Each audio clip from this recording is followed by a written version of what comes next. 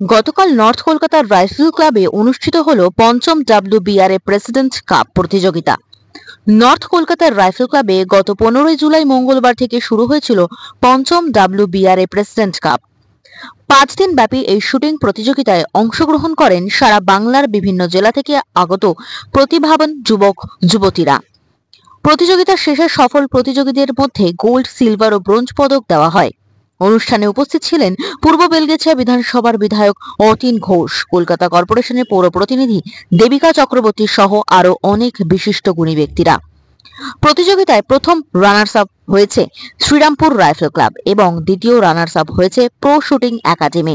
বলাই বাহুল্য, এই প্রতিযোগিতা রাজ্যের যুব সমাজের মধ্যে শুটিং খেলায় উৎসাহ যোগাতে ও নতুন প্রতিভা তুলে ধরতে বিশেষ ভূমিকা পালন করেছে। এই রাইফেল শুটাররা যত বেশি ছোটবেলা থেকে ট্রেনিং নিয়ে ডেভেলপ করবে, ইন্টারন্যাশনাল লেভেলে আমাদের সাকসেস তত বেশি আসবে। তো আমি আমাদের স্পোর্টস ইভেন্টসের মধ্যে রাইফেল শুটিং এর ফিউচার দেখে আমি খুশি, কারণ রাইফেল শুটিং এর জন্য অন্যান্য স্পোর্টস ইভেন্টস এর জন্য যে ফিজিক্যাল অ্যাক্টিভিটিস লাগে, রাইফেল শুটিং এ তত লাগে। রাইফেল শুটিং এ যেটা লাগে যে পেশেন্স এবং আইস ফিটনেস, এগুলো যে ফিজিক্যাল ফিটনেস যেগুলো লাগে, সেগুলো তাতে খুব সহজে ছেলেমেয়েরা তারা যদি ফ্যামিলি থেকে অ্যাফোর্ড করতে পারে, তারা এই পার্টিসিপেট মানে স্পোর্টস ইভেন্টসে জয়েন করতে পারবে। তো আমি অবাক হয়ে যাচ্ছি, এত মানে ছেলে মেয়ে যারা ফিউচার জেনারেশন তারা পার্টিসিপেট করছে। তো ফলে রাইফেল শুটিং ইভেন্টটা ইন ফিউচারে স্পোর্টস ইভেন্টস হিসেবে ইন্ডিয়াকে অনেক দূরে এগিয়ে নিয়ে যাবে, বাংলাকে হয়ে যাবে, ইন্ডিয়াকে হয়ে যাবে। না, আমি আজকে এটা দেখে খুবই ইন্টারেস্টেড হলাম। অ্যাকচুয়ালি নানান কারণে এই ইভেন্টস প্রোগ্রামে আগে আসা হয়নি। আজকে একটা আমাদের খুব ব্যস্ততার মধ্যে কাটছে, তার মধ্যে আসতে পেরেছি, আমার ভালো লাগছে।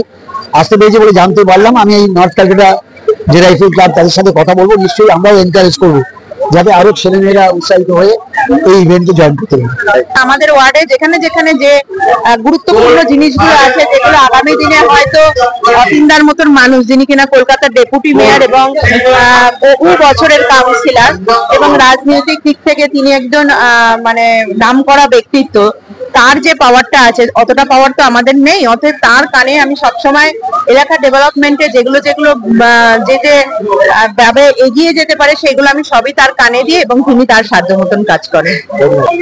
খুবই ভালো লাগছে।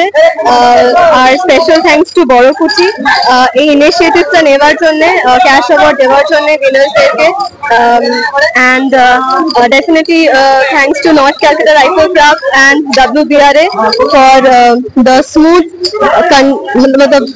smoothly conducting this championship. Yes.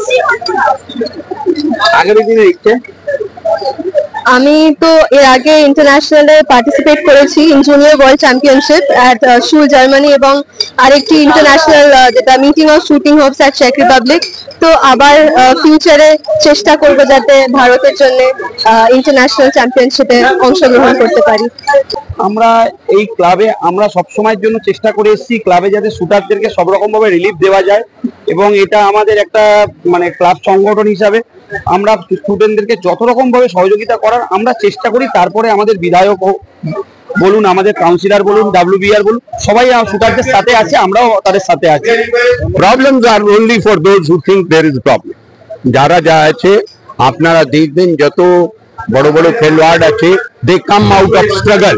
যদি আপনার মনে ভিতরে ওটা সাহস আছে, মনে ভিতরে যদি ডিজায়ার আছে, যদি আপনার ভিতরে ট্যালেন্ট আছে, আজকে দুনিয়ায় ওটাকে লুকিয়ে রাখা যেতে পারে না। তার জন্য যা আছে সবসময় এখন স্পোর্টসকে প্রমোট করার জন্য বিভিন্ন বডি বিভিন্ন ইন্ডিভিজুয়াল আগে এসে, এরকম কিছু নেই, মনের ভিতরে लगन থাকতে হবে, ডেডিকেশন থাকতে হবে। আর রাইফেল ক্লাবকে প্রমোট করে ওয়েস্ট বেঙ্গল রাইফেল অ্যাসোসিয়েশন সবসময় এরকম খেলোয়াড়কে দিল্লিতে ট্রেনিং করে, বিদেশে ওদেরকে ট্রেনিং গুলো পাঠিয়ে দেয়। তো এরকম কিছু আমি বাধা দেখছি। যেসব শুটারদের মধ্যে প্রতিভা আছে কিন্তু তারা আর্থিক অনগ্রসরতার কারণে এগোতে পারছে না, তাদের জন্য তারা যদি আবেদন করেন আমাদের মাধ্যমে, তাহলে আমরা স্টেট গভর্নমেন্টকে সেটা জানাবো, এবং স্টেট গভর্নমেন্টের যে ক্রীড়া দপ্তর তারাও কিন্তু আশ্বাস দিয়েছেন যে সেই ধরনের শুটারদের তারা সাহায্য করবে। আমরা সেই জন্য গভর্নমেন্ট অফ ওয়েস্ট বেঙ্গলকে অনেক অনেক ধন্যবাদ জানাচ্ছি। খুবই হ্যাপি যে এবং এতগুলো ইভেন্টস এর মধ্যে north Kolkata rifle club champions of champion হয়েছে in fifth president cup WBR pre state championship 2025। তার জন্য আমার একজন সিনিয়র স্টুডেন্ট আছে, ইনিও very happy. You can see how many number of medals he has won in this age.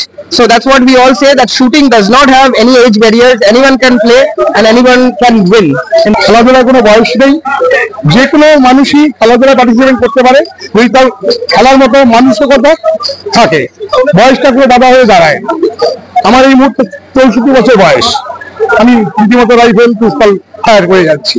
তো আমি চাইবো সবাই যেন এইভাবে উৎসাহ নিয়ে এগিয়ে আসে, এই সমস্ত খেলাধুলার সাথে জড়িত থাকলে তাদের মন স্বাস্থ্য সবকিছু ভালো থাকবে। রাইফেলই শুধু, আমি 10 মিটার রাইফেলই খেলছি এখন, বেশি না, আমার 2 বছর হয়েছে জাস্ট। তো 2 বছরে এই 4টে, আর আগের কিছু একটা করে সিলভার গোল্ড। হ্যাঁ, আগামী দিনে ইচ্ছা একটা ভালো প্লেয়ার হওয়া, অলিম্পিকে যাওয়া, স্পোর্টস থেকে কেরিয়ার করা।